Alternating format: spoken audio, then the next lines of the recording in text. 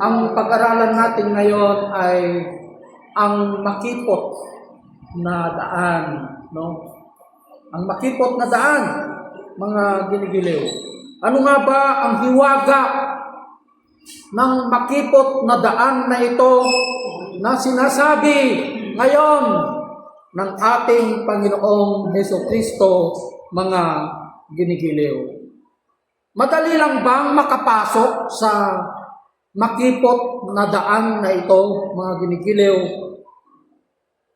Hindi lahat ay makakapasok sa makipot na pintuan. Sabi pa niya dito, mga ginigiliw, kailangan pagsikapan daw po natin upang tayo ay makapasok sa pintuan na ito na sinasabi ng ating Panginoong Hesukristo, mga ginigiliw.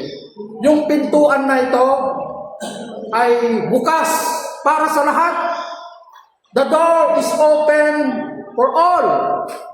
Nakabukas po ang pintuan na ito para sa lahat. Subalit, ang pintuan na ito ay hindi lahat ng panahon ay nakabukas. Hindi sa lahat ng panahon ang pintuan na ito ay nakabukas, mga ginigiliw, no? Kaya, ang sabi niya po dito sa Lucas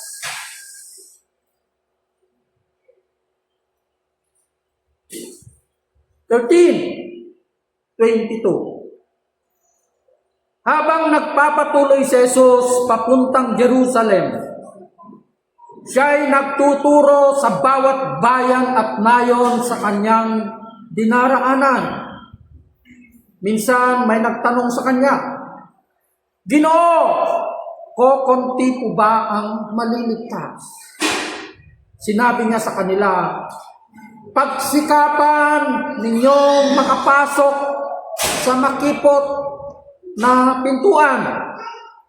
Sinasabi ko sa inyo, marami ang magpupumilit pumasok, ngunit hindi makakapasok." Sabi niya, makipot na pintuan. Pagsikapan ninyong makapasok sa makipot na pintuan. Sabi niya po, may isang nagtanong, mga ginigiliw. Ang kanyang katanungan, mga ginigiliw, "Ginoo, kokonti po ba ang maliligtas?" Sabi niya po, mga ginigiliw.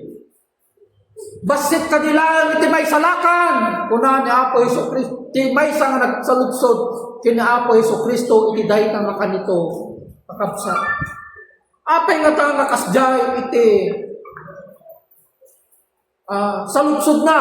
Bakit kaya ganoon ang katanungan ng taong ito sa ating Panginoong Hesukristo?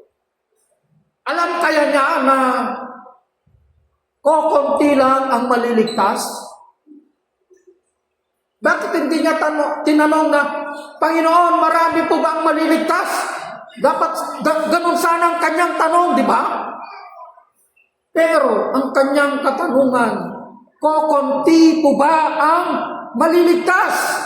Sabi niya, mga ginigiliw. Hindi po sinagot ng ating Panginoong Hesukristo ang kanyang katanungan. Hana nga sinumbatan, dayjay sa ludsod, timay sa nga tao, basit lang kadi timay salakan, kuna ng absat. Nudikot timbagana, pagsikapan ninyong makapasok sa makipot na pintuan na ito. Ano ba yung ibig sabihin ng pagsikapan? Strive. Kaya't nasawon kabsat, adda iti aramidin. Meron kang gagawin. You have to strive, effort, exert your resolution, exert your determination.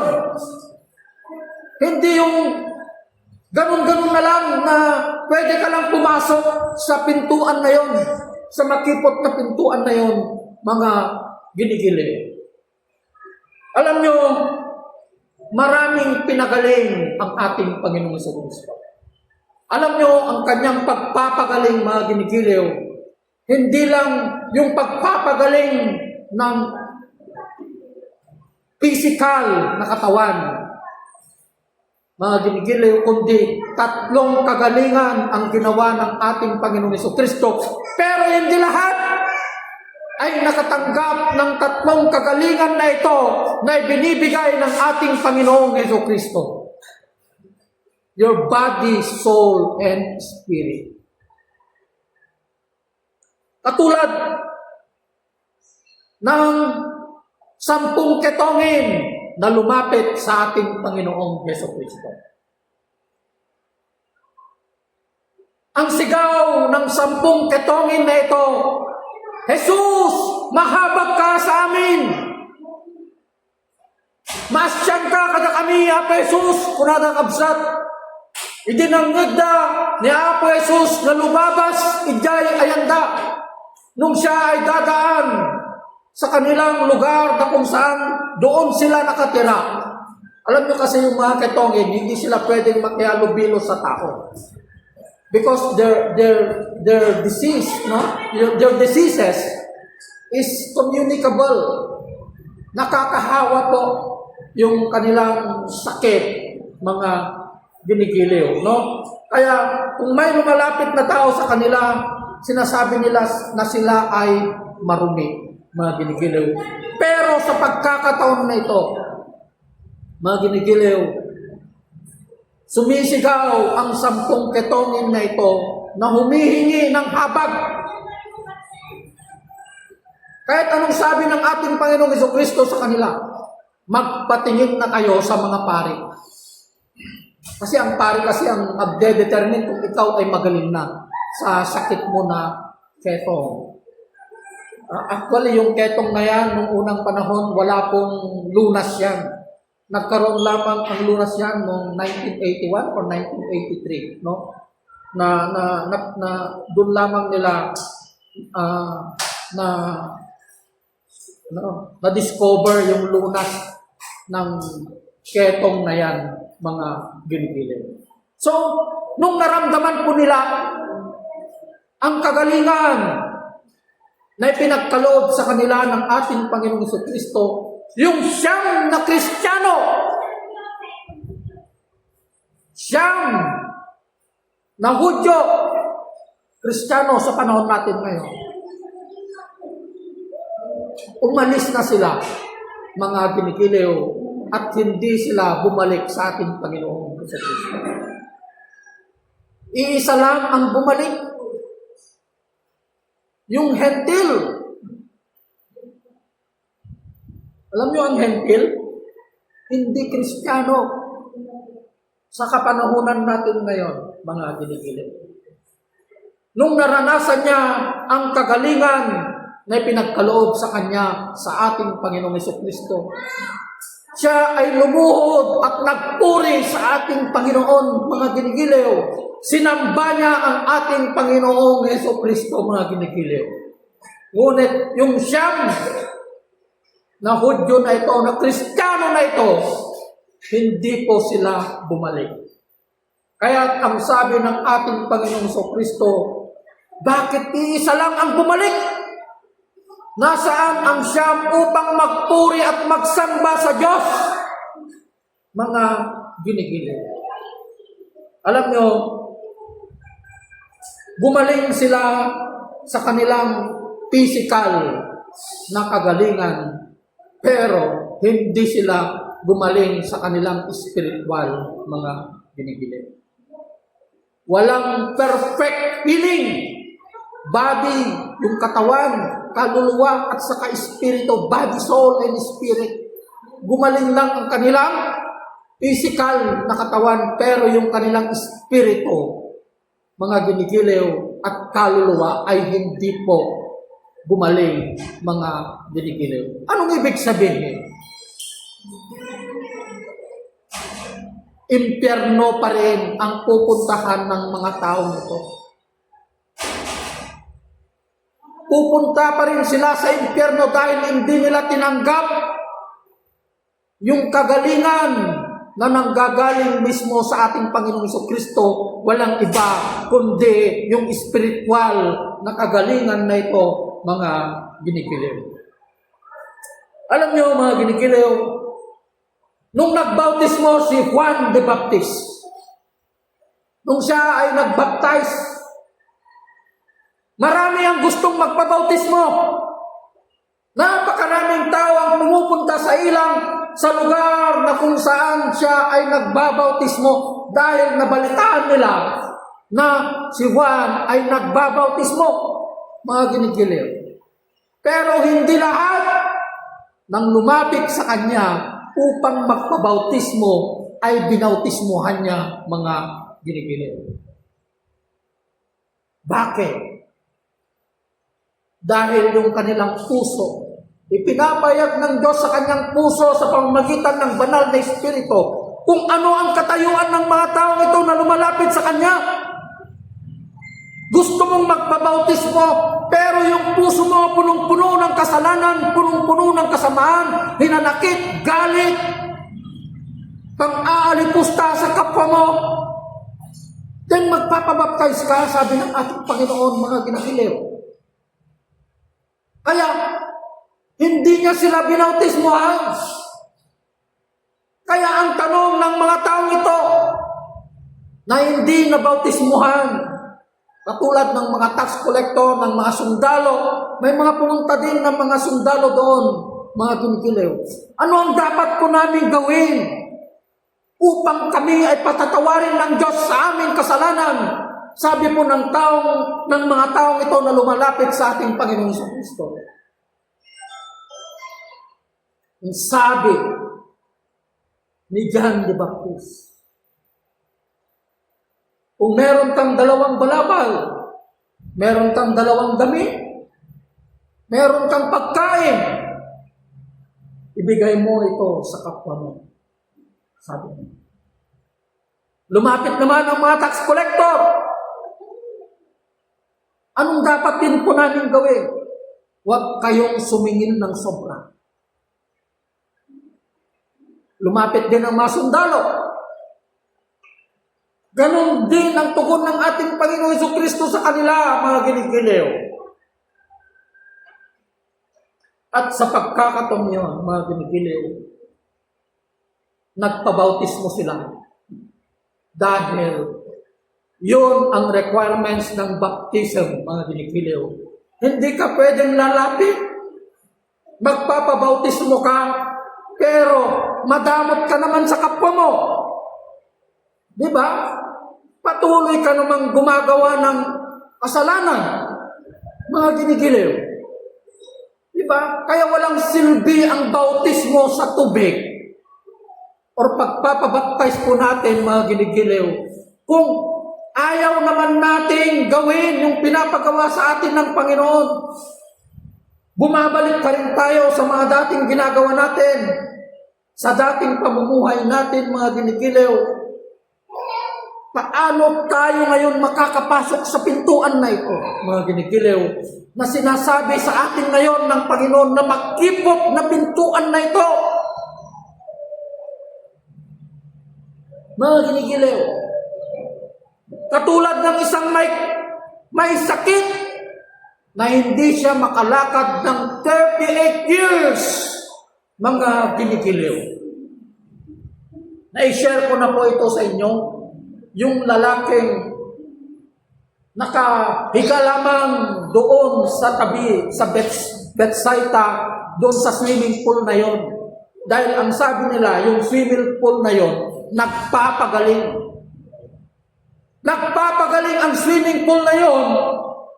Yung 38 years na yon, mga ginikiliw, nangyari lang yon nung panahon na wala pang ating Panginoon Jesucristo. Opo, sabihin na natin 38 years, 33 years na nabuhay ang ating Panginoong Jesucristo. 5 years! Yung 5 years na yun, bago nag-33 years, pa nagkaroon siya ng sakit ng 33 years, wala nang pagpapagaling sa lugar na yun, mga ginikiliw. Dahil dumating na Yung nagpapagaling ng sakit, ang ating Panginoong Kristo, hindi na yung swimming pool na yon na nandun mismo sa lugar na yon, mga ginigiling. Kaya, alam nyo, makikita natin dito yung habag at awa ng Panginoon.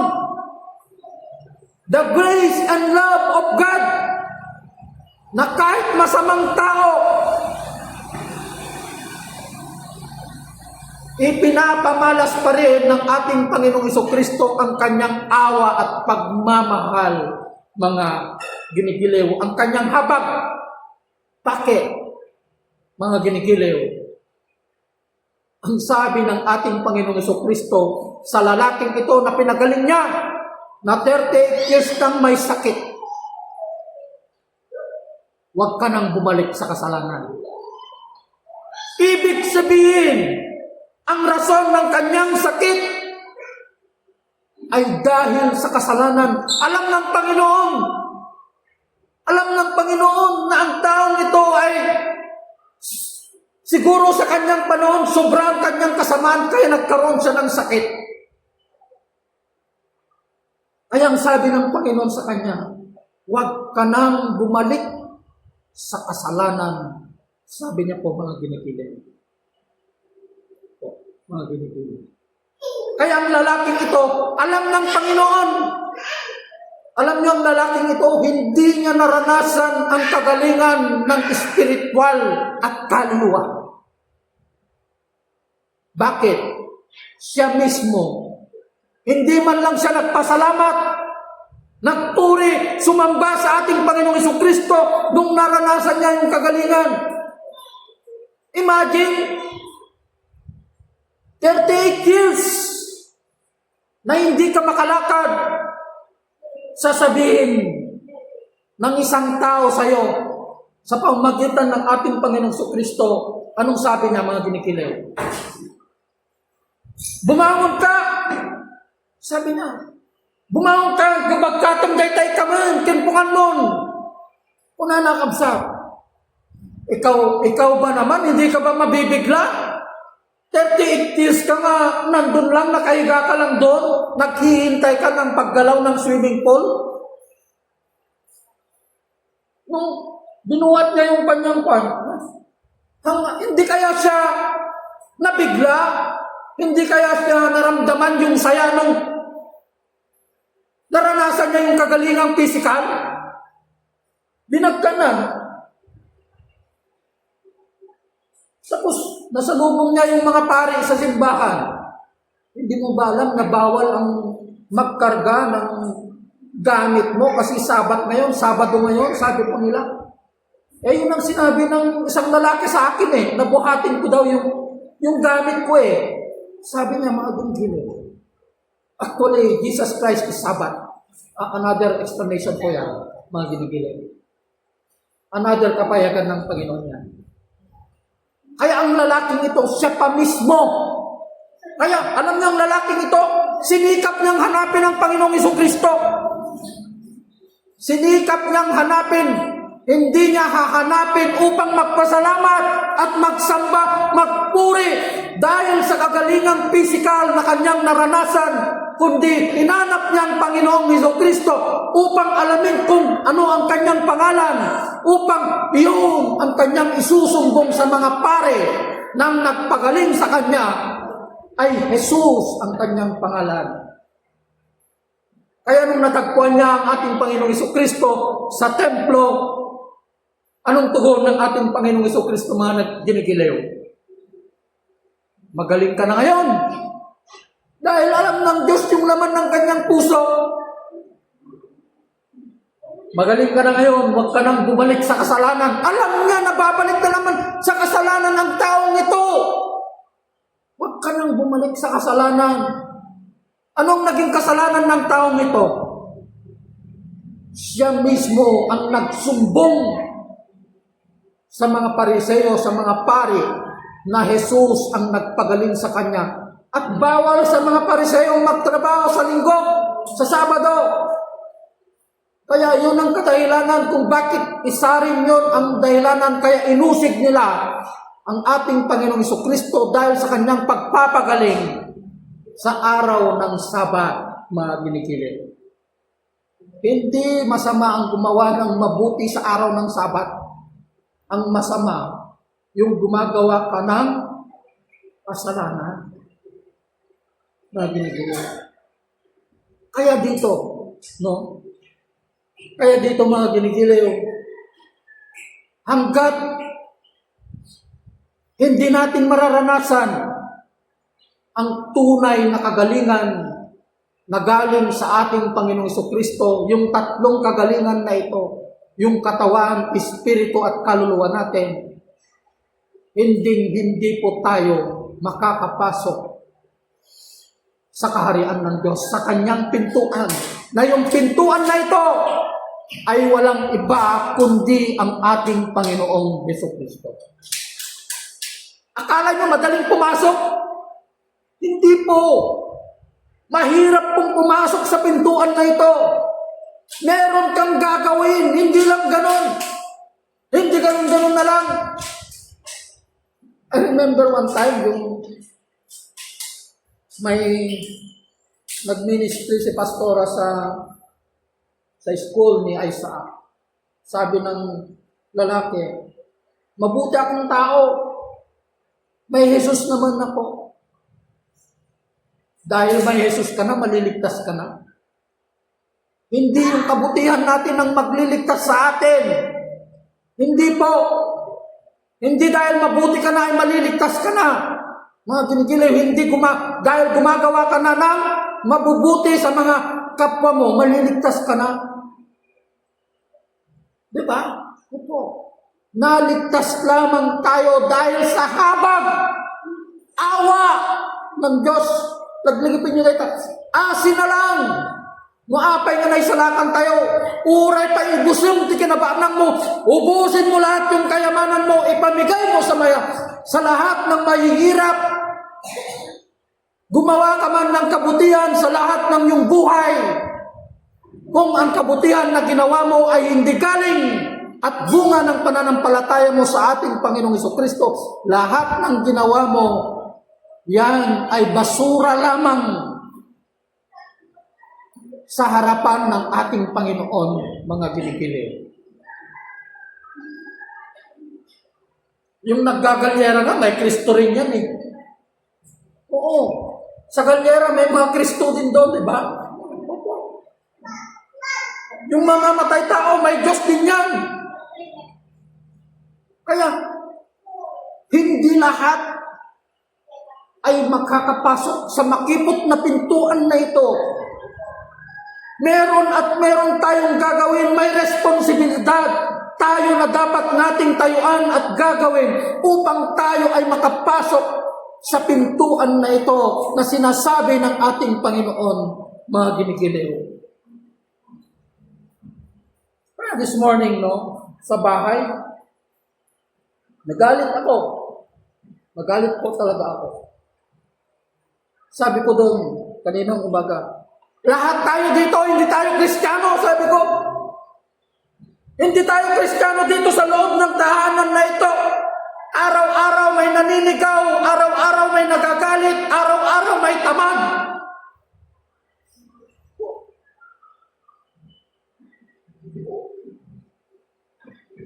Imagine ako nang naglaba, ako pang magtutupi, ako pang maglalagay doon sa parador mo, lulutuan pa kita ng pagkain. Ano bang klaseng tao yan? Katamaran yan. Mabuti pang hindi Kristiyano. Alam niyo yung mga hindi Kristiyano? Nakikita niyo na nagtatrabaho sila. Hindi nila kilala ang ating Panginoong Jesucristo, pero yung pamumuhay nila, yung mga gawa nila, mga ginigilaw, ito ay naaayon sa kagustuhan at kalooban ng Panginoon, mga ginigilaw.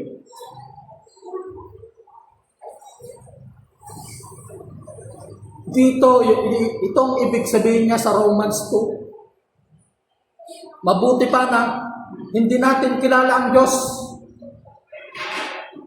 Dahil may pag-asa pa na makapasok tayo sa makipot na pintuan na yan. May pag-asa.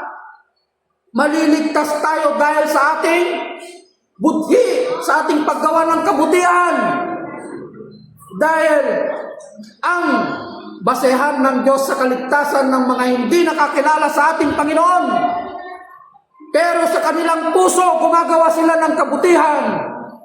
Yun ang magbibigay sa kanila ng kaligtasan. Dahil hindi nakarating yung magandang balita sa kanila eh. Hindi nila kilala ang ating Panginoong Kristo. Pero sa kanilang budhi, gumagawa sila ng kabutihan. Pero tayo na Kristiyano, na alam natin ang salita ng Panginoon, hindi tayo nabubuhay ayon sa kalooban at kagustuhan ng ating Panginoong Kristo. Laglagipin nyo dito yung kabsat, the 1 Peter 4:17-18. No tinalintag na tao, mga ibaga kayo tinalintag dito. No sino tinalintag? Ang adik, kung kunang nalintag ka, ang adik dyan, tipasayan ka po, tapos nagbaling ka nalintag. Adik, kung kunang magnakamad di simbahan, agparintumon ka, paging ka na di altar, kung kunang, ang adik dyan tinalintag. Ano ang matuwid na sinasabi ng ating Panginoon? Ang matuwid na sinasabi ng ating Panginoon, yung sumasampalataya lamang sa ating Panginoong Jesucristo at namumuhay sa kanyang kalooban, yun ang matuwid na tao. Ginagawang matupid ang Diyos sa pamamagitan ng kanilang pananampalataya sa ating Panginoong Jesucristo. Yun ang matuwid. Pero yung matuwid na sinasabi niya sa 1 Peter 4:17-18, kung ang matuwid ay napakahirap maligtas, ano kaya ang kahihinatnan ng isang taong hindi kumikilala sa Diyos at patuloy na gumagawa ng kasalanan, mga ginigiling? Napakahirap maligtas. Hindi dahil na tumatayo na po yung mga lingkod ng Diyos o mga pastor dito. Walang exempted, mga ginigiliw. Kung hindi ka nabubuhay sa salita ng Panginoon sa pamamagitan ng ating Panginoon Jesucristo, hindi mo mararanasan ang makapasok sa makipot na pintuan na ito. Dahil ang makipot na pintuan na ito, nakabukas para sa lahat. Pero hindi lahat ng panahon ang pintuan na ito ay palaging nakabukas.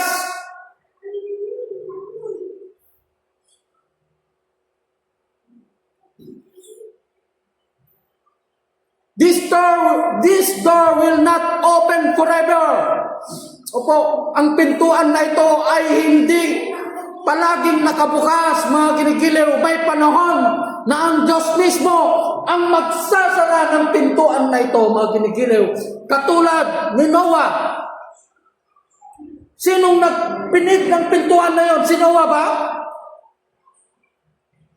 Si Noah ba ang nag-close ng pintuan na yon upang hindi makapasok ang mga tao sa loob ng arko na yan? Ilang taon na ginawa ni Noah ang barko na yon? 120 years preaching the word of God. Alam nyo, ang barko na yon, sumisimbolo ng salita ng Panginoon. Yun ang simbolo ng barko na yon, the word of God.